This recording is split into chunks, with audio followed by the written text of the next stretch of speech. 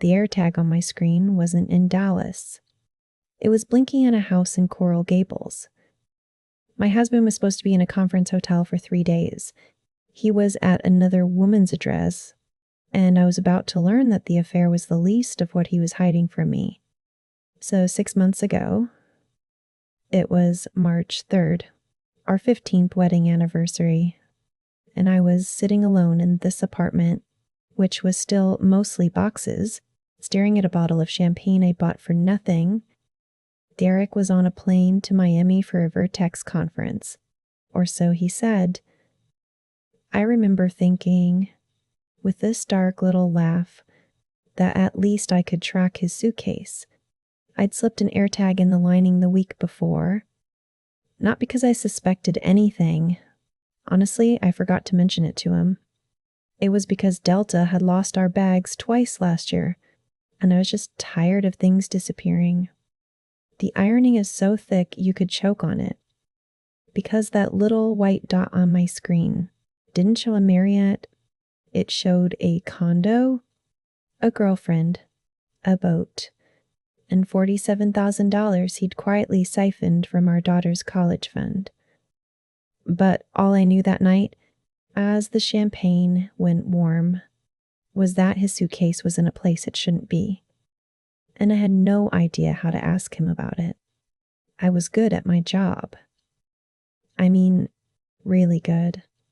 That same week, I was neck deep in a procurement fraud case for a client. Some junior associate had missed it, a vendor payment for $42,316. That didn't match any purchase order on file. The invoice number was sequential, but the date was off by a month. A ghost. My boss, Lawrence, leaned over my desk and just said, "Only you, Rachel."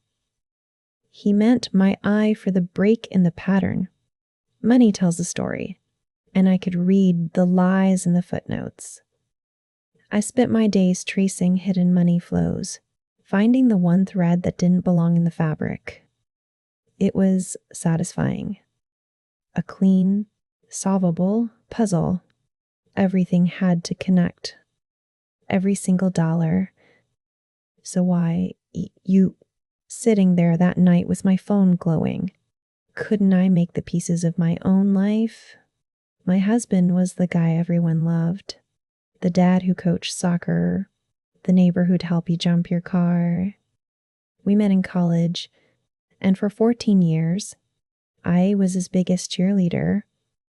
Picked up the slack at home when his travel picked up for work.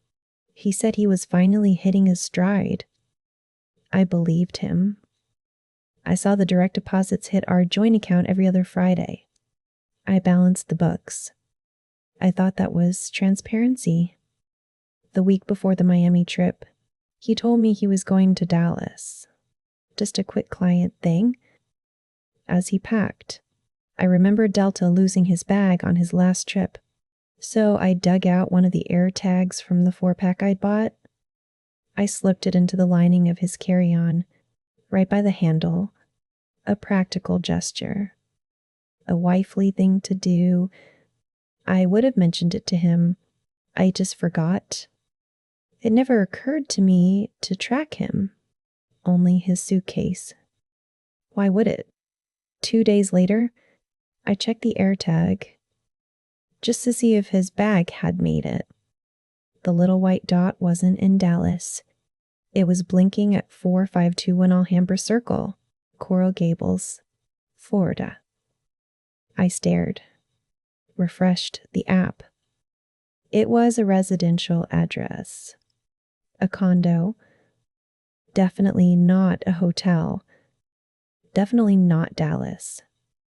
My stomach just dropped. A cold, hollow feeling. I didn't call him. I didn't text. My hands were perfectly steady as I opened my laptop. When the numbers don't add up, you don't ask the subject. You follow the money. So I did what I do. I pulled up the property records for 4521 Alhambra Circle. A 2-bedroom condo. Purchased 18 months ago. My throat went tight. That was right after his big promotion, the one that was supposed to be for us. The owner was an LLC, Sunset Vista Holdings. Of course it was an LLC. That's how you hide an asset. I drilled into Florida's corporate database. Registered agent with some law firm in Fort Lauderdale. A dead end. But an LLC has to have a member. A person. I found the annual report filing. Scrolled down. The name listed made the air leave my lungs. Gloria Westbrook. His mother's maiden name. Why would his dead mother own a condo in Florida? So I started with the one thing I'd never looked at. His work credit card. The one he said was for client dinners. I had the login. I just never used it. Why would I? The statements from the last 18 months were a map of a different life. Charges at restaurants in Miami I'd never heard of. A marine supply store. Recurring charges at a salon in Coral Gables. For women's color and highlights. Not his. Then I saw it. Marine Max Fort Lauderdale. A boat dealer. I pulled the registration. A 34-foot Sea Ray Sundancer. Registered to Sunset Vista Holdings. I found the slip record, and the name painted on the stern was Fresh Start. I needed a name, so I went back to the salon charges. The Coral Gables one. I found their Instagram, and I just scrolled. Tagged photos. Client appreciation posts. There she was. Vanessa Reyes, hospital purchasing director for 3 counties. The client he'd mentioned, her profile was public. Photo after photo on a boat, the 34-foot Sea Ray, in the living room of the condo on Alhambra Circle, smiling at a restaurant I'd seen on his statement. The dates went back 3 years. My breath stopped. In a picture from last Christmas, she was holding a glass of champagne. Her wrist was right there, wearing the Cartier Love bracelet, the one he told me he'd bought for his mother's birthday. I started counting. Vacations, dinners, holidays, a whole archive. This wasn't some affair. It was a whole other life. And I was just the accountant for it. I thought I'd found everything. I had the condo, the boat, the woman, the whole shadow life. But I'm thorough. So I did one last check. A routine thing. Lily's 529 college fund. The balance was wrong. Way wrong. $43,000. Gone. I traced the withdrawal. February 14th. Valentine's Day. Transferred to Marine Max Fort Lauderdale. The down payment on Fresh Start. I remembered that night. The card I gave him. It said, "Thank you for always putting our family first." He'd kissed my forehead. Said he loved me. My hands went cold. I pulled his phone records. 9:22 p.m., 3 minutes after he came upstairs. He texted Vanessa a photo of my card. His caption, "The guilt is almost too easy to manage." She sent back a heart. He came home on Sunday. I heard his key in the lock. My whole body went rigid. I was standing in the kitchen. I could feel the laptop upstairs, humming with everything I knew. I walked to the door, smiled. It felt like cracking ice. I hugged him. He smelled like airport and someone else's perfume. How was Dallas? My voice was light. Perfect. He gave me the rundown. The client, the steak house, the hotel gym. Every word was a lie I could now price. I nodded. I made sure to sound sympathetic about his long flight. I made dinner, poured him a drink. My hands didn't shake. Inside, I was screaming. I wanted to throw the bank statements in his face, to ask him how the water was in Coral Gables. But I've seen the files. The spouse who confronts first always loses. They give the other one time to hide money, to spin the story, to win. So I played the part, the trusting wife. I laughed at his jokes. I asked if he wanted more salad. And while I cleared the plates, I was building the case, brick by brick, transaction by transaction. He wasn't coming home to a confrontation. He was walking into a trap. And I was going to be the one to spring it when there was nowhere left for him to hide. The next morning, I kissed him goodbye for a client dinner. My lips were dry. I waited an hour. Checked the AirTag. Miami. Then Coral Gables. Every single time. I started a log. Timestamps. Coordinates. Screenshots. It was time to see how deep the rabbit hole went. But I needed the corporate angle. His expense reports. I called Melissa Chen, Diane's sister. Derek's executive assistant. We met for coffee. She was nervous. Said his calendar never matched his expenses. Flights to Miami coded as client visits to Vertex. Dinners for two claimed as team meals. She slid a folder to me. He calls you the Warden, you know, for watching the budget. I opened it. There it was, a line item for the condo, listed as a regional office. He wasn't just stealing from me or from Lily. He was defrauding his company for years. I thanked her. My voice was steady. I walked to my car and just sat there, the engine off, realizing the one thing he never calculated. His employer wasn't a victim. They were my new best friend. He started noticing my change in mood. Of course he did. A week after he got back, he cornered me in the living room. You've been distant. His voice was all fake concern. Secretive about your phone lately? Are you hiding something? I just stared at him. The man with the secret condo, the secret girlfriend, and thousands of dollars of our daughter's money in a boat. Accusing me? The dark, cold laugh got stuck in my throat. I swallowed it down. Just work stress, I said. My voice was flat. The Patel dinner's tomorrow. We should get the wine, I said. He didn't drop it. He saved it for an audience. We were at their place, halfway through dessert, when he put his arm around me, a little too tight. My little detective here, he said, laughing.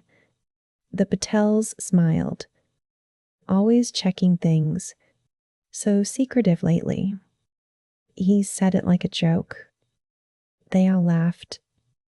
I smiled, sipped my wine. I didn't say a word, but I made a note. He'd just given me 2 witnesses. Who'd remember the husband who joked about his wife being a detective? Right before she found everything, I called Vertex's main line the next day, asked for James Whitmore in finance. His assistant put me through. I kept it clean. My name is Rachel Evans. I'm married to Derek Evans in your sales division. I've uncovered some irregularities in our personal finances that appear to be linked to corporate expense reports. I could hear his breath stop. He asked me to come in that afternoon. His office was all glass and quiet. I laid it out like a compliance report. The condo at 4521 Alhambra Circle, owned by Sunset Vista Holdings. The boat, Fresh Start, registered to the same LLC. 18 months of credit card charges. The regional office, line item. I didn't say her name. I just showed him the numbers. Whitmore went very still. He leaned back. Mrs. Evans, we've been investigating Derek's expense submissions for the past 18 months. We knew the funds were being diverted. We just couldn't find the asset. He looked at my printouts, at the address. You found the connection. He asked me what I wanted. My voice didn't waver.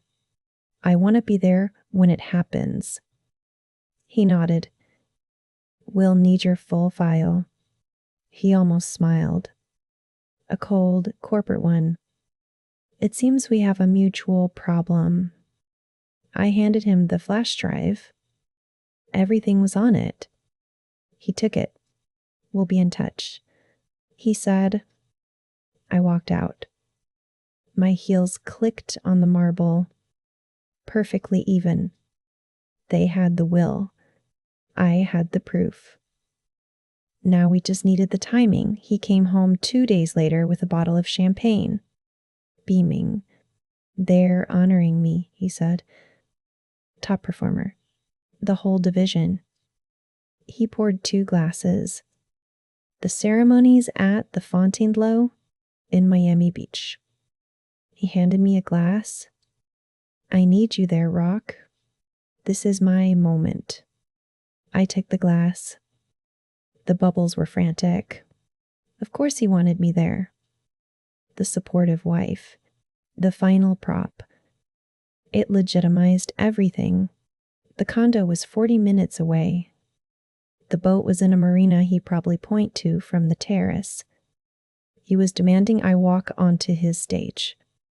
I smiled. Let my eyes get a little wet. I'm so proud of you, I said.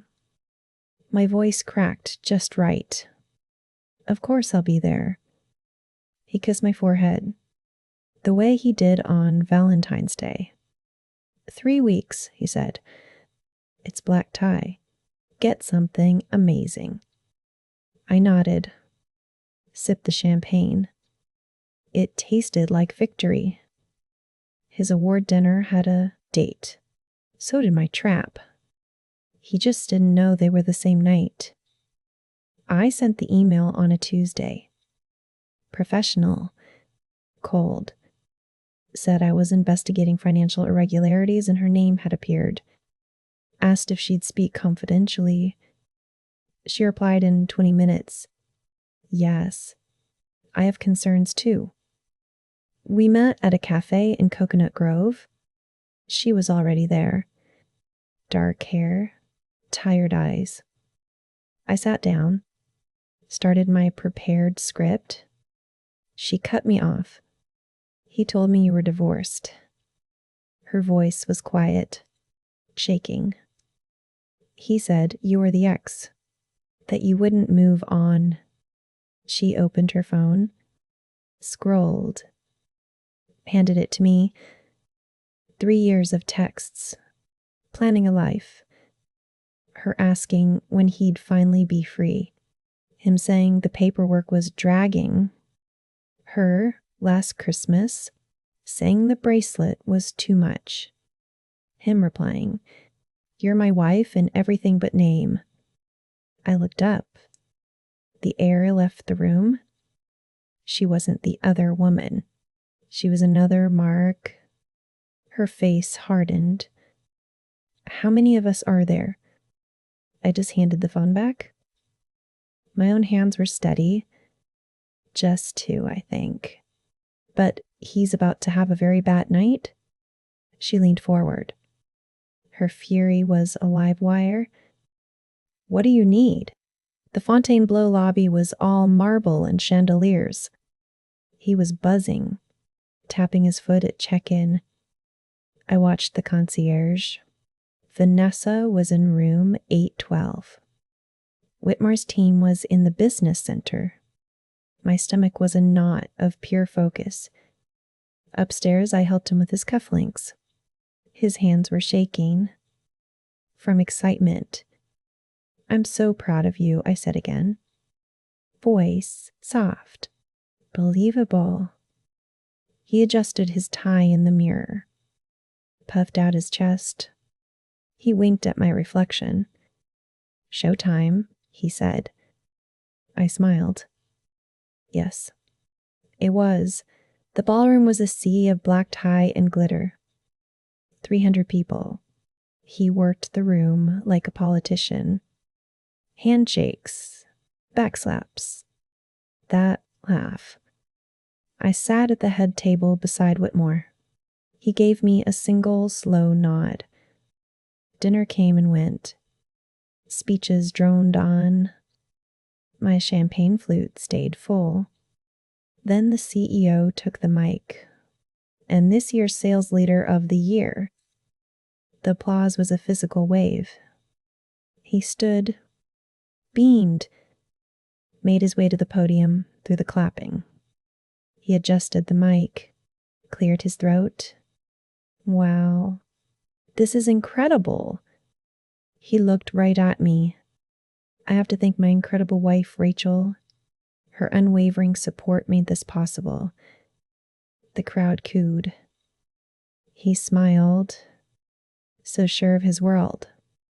I saw Whitmore lift his hand, just slight. A signal to the AV booth in the back. Derek leaned into the microphone. It's all about the team." His voice cut out. The screens behind him flickered. His smiling headshot vanished, replaced by a single document. The title was clear from 50 feet away. Sunset Vista Holdings, LLC. The room went quiet. It was his expense report. On the left, his official submission. Client dinner, Miami, $81011. On the right, the actual receipt. A place called Lamar. Table for 2. Romantic lighting. The screen flicked again. Regional office maintenance. Next to the Coral Gables condo deed. His name on it. The silence got heavier. A third slide. Travel to Chicago, O'Hare. Next to an AirTag map. A single dot. Pinging from Miami Beach for 3 straight days. He froze. His whole body locked. He turned to stare at the screen. His face went slack. He turned back to the crowd. His mouth opened. Nothing came out. Whitmore stood up. His chair scraped loud in the quiet. "Derek," he said. His voice was calm. "Deadly? Please stay at the podium." He walked toward him. "We need to discuss these discrepancies," he stammered. The condo was a timeshare investment. Vanessa was a client. The screen flicked again. The boat registration. Fresh start. Then Lily's 529 statement. The balance, 0. A final slide. A text. Valentine's Day. His words. "The guilt is almost too easy to manage." The room gasped. He looked for me. Panic in his eyes. I wasn't at the table. I was at the back of the room, beside Vanessa. His 2 worlds, standing together, watching him. Whitmore took the podium mic. His voice filled the silence. "Your employment with Vertex is terminated. Effective immediately." He nodded to the doors. "Security will escort you out." 2 guards stepped up from the side. Large men, dark suits. They took his elbows. He looked small suddenly, deflated. He tried to pull away. looked right at us. "Vanessa," he said, "a plea." She didn't scream. She didn't cry. She just turned her back, slow, deliberate, like he was a stranger she'd lost interest in. That hit him harder than the slides. Then his eyes found mine, desperate, begging for the wife who fixes things, the cheerleader. I took one step forward. Just one. I wanted to be sure he heard me over the whispering crowd. I kept my voice low, even. "You told Melissa I was the warden," I said. I saw the recognition hit him. The shock that I knew even that. I smiled. Not the wife's smile, the auditor's smile. "You were right, Derek. And I just closed your file." The guards pulled him back. He didn't fight them this time. He just let them drag him through the double doors, into the dark. The next few weeks were just paperwork, a blur of motions and filings. My lawyer called me. His voice was flat. Derek's attorney just withdrew. He lied to his own guy, told him the Coral Gables place was his mother's. The attorney found the LLC filings. He quit on the spot, said he wouldn't suborn perjury. That was it for the custody evaluation. His credibility was ash. Gloria Westbrook, when they served her, just cried, said she didn't know what she was signing. Maybe she didn't. Vanessa's deposition was 300 pages. Every text, every promise. Proof he told her I was the ex who wouldn't let go. The boat got seized for back taxes. The condo sold. I tracked every penny, every hidden account. It was just math now. Methodical. Final. The judge gave him supervised visits. 2 hours every other Sunday.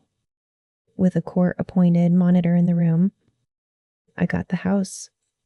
The savings. Full custody. Everything else. I signed the final decree. The pen didn't shake. Not even once. The knock came 3 weeks later. It was a Tuesday, just after 7. I knew it was him before I looked through the peephole. The suit was the same one from the gala. It hung off him now. He'd lost weight. His face was pale. I opened the door. Didn't say anything. He looked past me into the apartment. "We need to talk, Rachel." His voice was thin. "You destroyed me over one mistake." I just watched him. He kept going. "We could have worked through this if you just talked to me."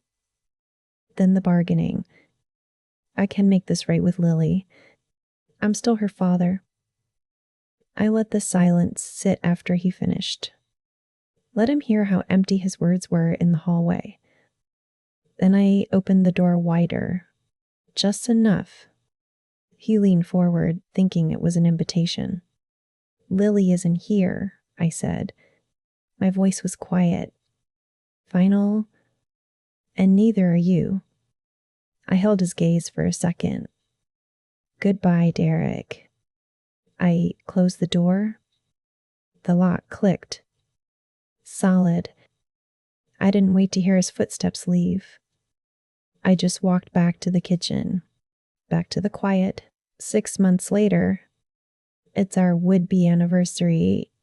I'm in the new apartment, the one with the view of Freedom Park.